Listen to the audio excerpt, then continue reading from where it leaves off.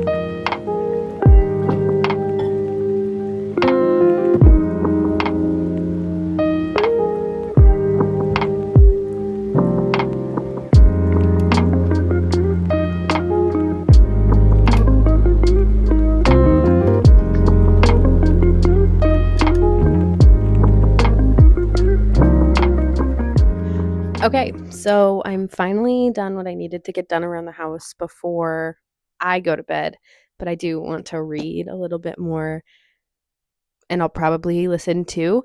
What I have been finding as I was listening and reading earlier, as I was immersive reading per se, is that my audio is actually a lot slower than how fast I actually read. Uh, for some reason, it's only set at 1.5 times speed, and I know I usually at least sit at like a 1.8, sometimes faster, but depends. Since I usually do things when I'm like listening to an audio, I since I'm usually doing things while I'm listening to an audio, I think that's why I have it slowed down. I think the last time I was doing something intentional with the kids, and so I slowed it down quite a bit so I could concentrate on what I was doing and listen to the audiobook and like retain the information. So, anyway, I'm going to speed that up and kind of see how fast I can get to without like being way off. But I was like 2 lines ahead. I had to like slow my eyes down to keep pace with the audio. Anyway, I'm really enjoying this. I have only listened to one other Abby Jimenez before, and that was The Friend Zone. And I liked it a lot. I really like her character development, and how everything works together. She just writes really well, but I like this more. I'm loving seeing the main characters play off of each other and how they're growing and learning about themselves through the other person. I'm really enjoying that in this book. I'm also, I just read this line. Well, I listened to it just before I sat down, and it says, "Obsessing over the end is pointless."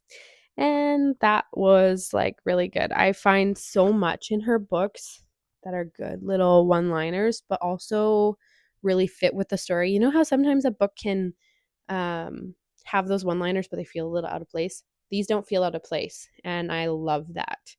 So I'm very much enjoying it. I'm excited to see where this is going to go.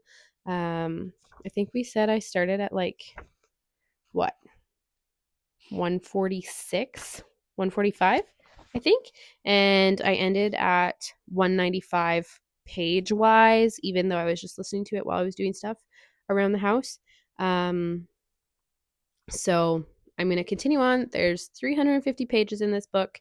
So I'll just keep going along, and I'm going to bump up my speed a little bit, and I'll see where I get to before I have to go to bed. Yeah, I'm really enjoying the book, but only 150 pages left. So yeah, we're kind of cruising, which I'm happy about. Audio just gives voices to characters, and I love that about an audiobook. It's just such a good, I don't know, it makes these characters real, characters you already feel connected to, and I don't know, I really enjoy it, and it's a really great way to take in literature. Anyway, I'm going to keep reading and see where I get. I did warm up my coffee, so we'll see if I actually get sleep tonight.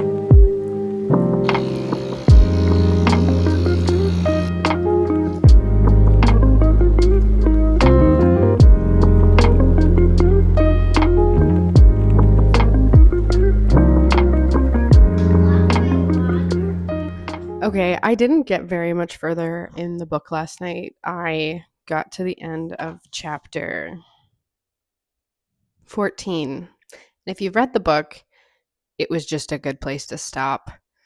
Something really big happened, so I kind of just left it at that. Everybody has been fed, and now I'm going to make a coffee, and we are going to go outside. So I don't know how much I'll actually be looking at this while I'm listening. So this is where the deviation from a normal immersive read comes for me. But anyway, we'll see how it goes. We'll see how far I get and how fast I can put the audiobook up to. But the speed doesn't really matter anyway. So I will update you when I have my next little break.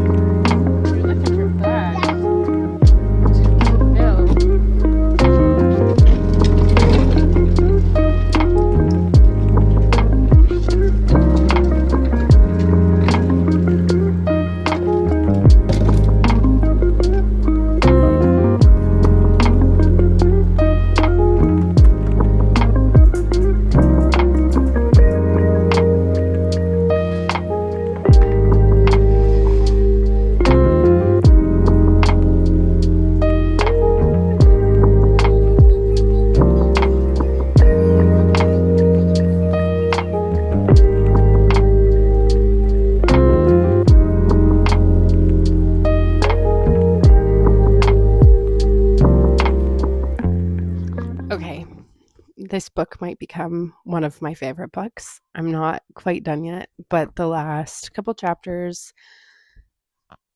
are very relatable for me in life. Different circumstances, but still really relatable. Anyway, I'm on page 311 now, so only 40 more pages to go, and I am at 3 times speed with no distractions. So I am going to finish this in probably about 25 minutes, maybe 20 minutes, and then I'll be done, and then I'll fully be able to like give my thoughts. But I'm really, really enjoying it doing the immersive reading because I'm hearing it and I get to see the words, and I just feel like I'm taking it in so much more. And I think that's my biggest thing with the immersive reading is that I do get so much more out of what I'm actually reading. So I'm going to go finish this, hopefully really quickly, and then I will come back.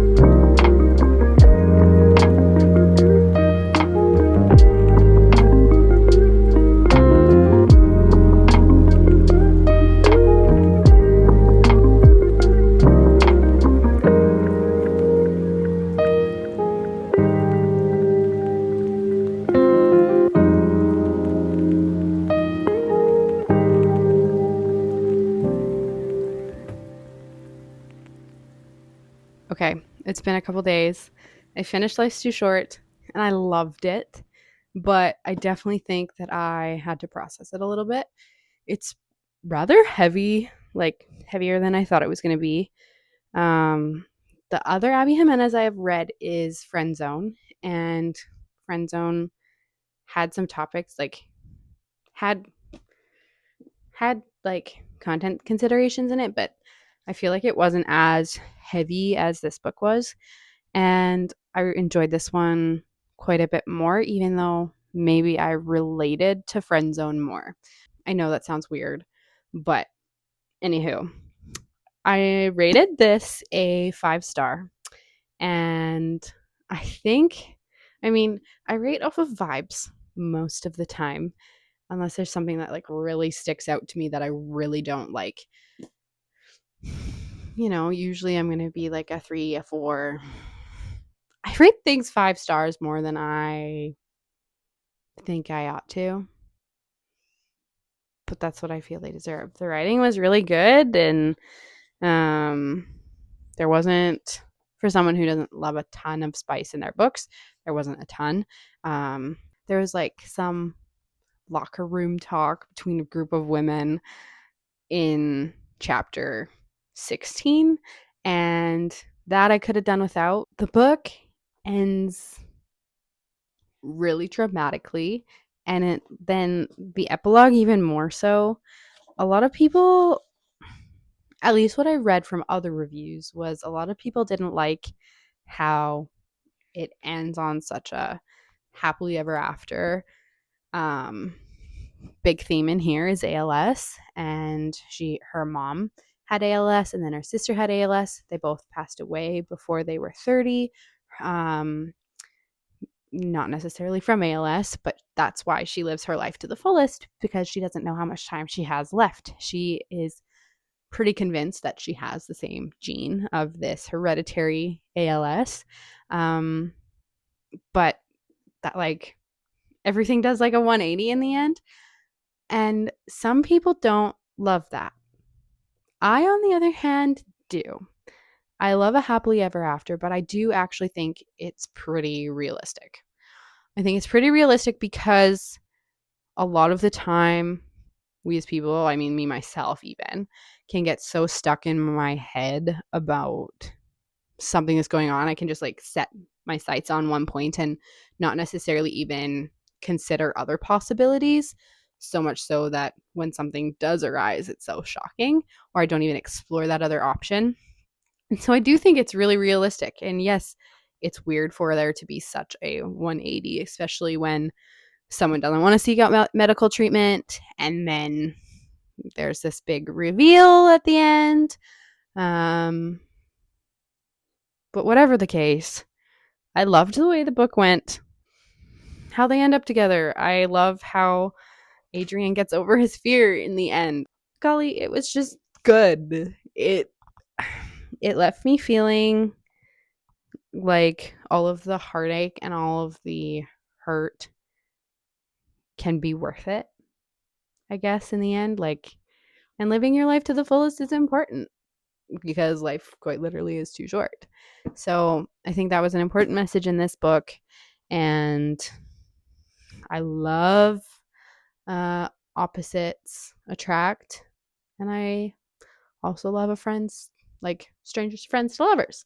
So this just kind of hit all aspects for me. So definitely a 5-star for me. You can go and take a peek at my full review on Goodreads. I'll link that down below.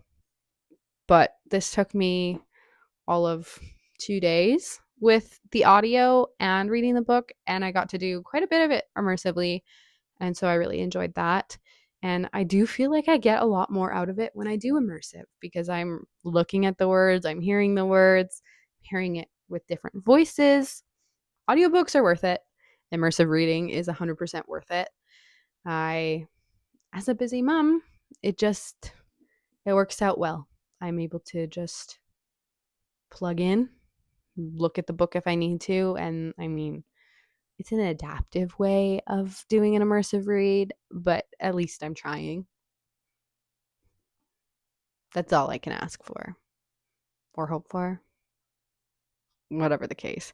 If you haven't already, I'd love if you would like, subscribe, and follow along as I just hang out and we talk about all things books, library, reno, pie chance. Yeah. Thanks for tagging along.